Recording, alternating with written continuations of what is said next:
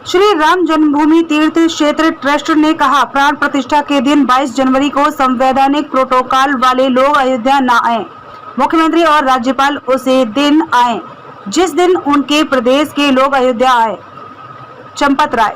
देश भर में लोगों तक पहुंचने के लिए बनाई है 45 प्रांत इकाई। 5 नवंबर को सभी इकाइयों के लोग पूजित अक्षत लेने पहुंचेंगे अयोध्या। चंपत राय। 1 जनवरी से 15 जनवरी तक पूजित अक्षत और स्थानीय भाषा का पत्रक मंदिर और घर घर पहुंचाएंगे कार्यकर्ता। चंपत राय। भारत को हमने सुनिश्चित तिथियों में विभाजित कर दिया है। 26 जनवरी से 22 फरवरी तक अपने लिए निर्धारित तारीख पर आए अयोध्या। चंपत राय। श्री राम जन्मभूमि तीर्थ क्षेत्र ट्रस्ट ने पहली बार प्राण प्रतिष्ठा कार्यक्रम की 22 जनवरी की तारीख की औपचारिक घोषणा कर दी है। राम मंदिर ट्रस्ट के महासचिव चंपत राय ने साफ तौर पर कहा है कि प्राण प्रतिष्ठा के दिन 22 जनवरी को ऐसे संवैधानिक प्रोटोकॉल वाले लोग अयोध्या न आए। मुख्यमंत्री और राज्यपाल उस तारीख पर आए जो उनके प्रदेश के लोगों के लिए निर्धारित की गई है।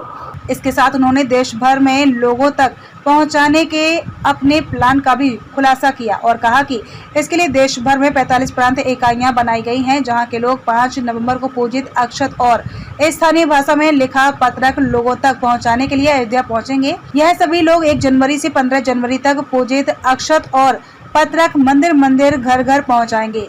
इसी के साथ देश भर के लोग 26 जनवरी से 22 फरवरी तक किस तारीख को प्रदेशवार अयोध्या पहुंचेंगे, इसकी भी तारीख तय कर दी गई है। तिथियों में विभाजित कर दिया है। प्रबंधन का हमारा यह एक प्रयास है, कितने लोगों तक यह बात पहुंच जाएगी, कितने लोग इस बात को स्वीकार कर लेंगे, उतने ही लोगों का मैनेजमेंट हो जाएगा और कई लाख लोगों पर असर हो जाएगा।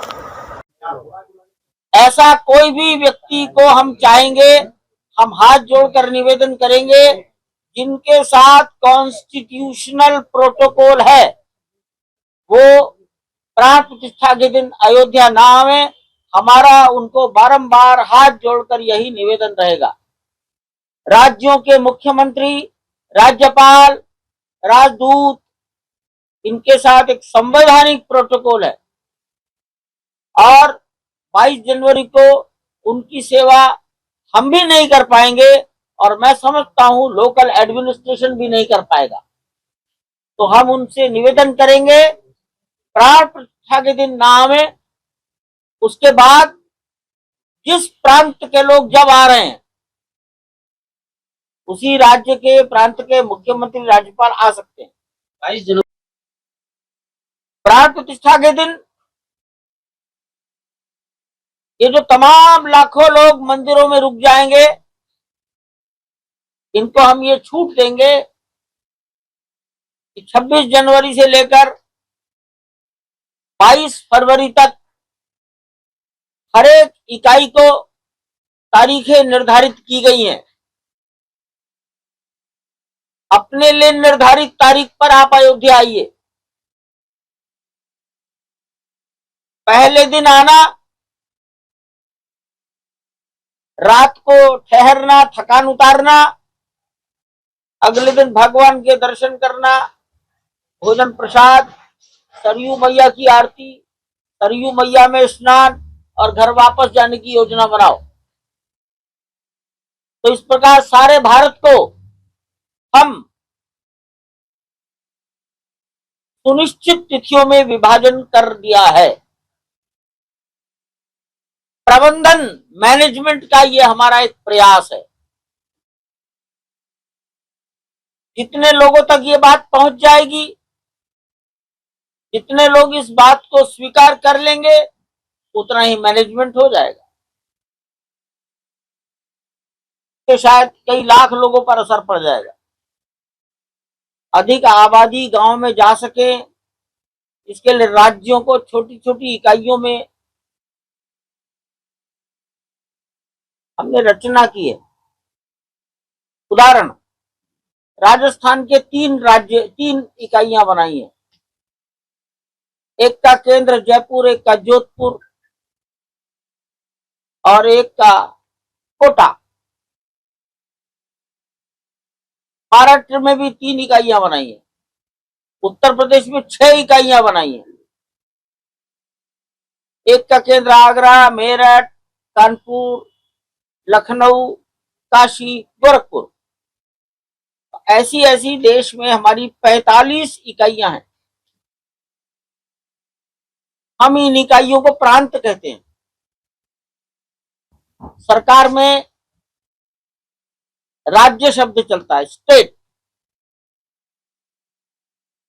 तो हम पूजन किया हुआ अक्षत, पीला अक्षत, अक्षत को पीला करने के लिए रंग का इस्तेमाल नहीं होगा, घी और हल्दी।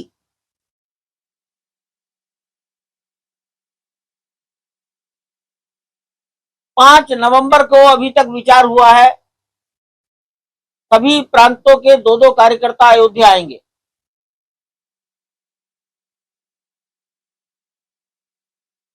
पूर्वी उत्तर प्रदेश के एक एक कमिश्नरी के दो दो लोग बुलाएंगे।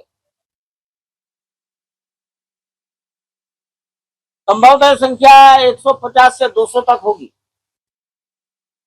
और इनको पूजित अक्षत की थैलियां दे दी जाएंगी।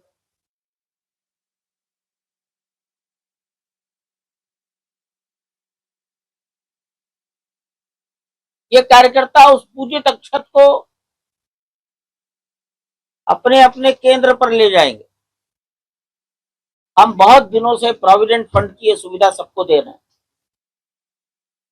अब ये प्रोविडेंट फंड क्या है, ये आप जानकारी कर लेना। हम एक दूसरी सुविधा पर अब जा रहे हैं, उसका नाम है ग्रेच्युटी। ये ग्रेच्युटी क्या है के लिए भी आपको ही अध्ययन करना पड़ेगा, मैं भी बहुत कम जानता हूं। लेकिन ग्रेच्युटी ये सरकार में एक सुविधा है, लीव एनकैशमेंट।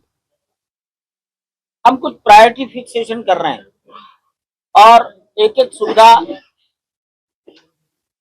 एग्जीक्यूट होती रहेगी, आगे बढ़ते रहे।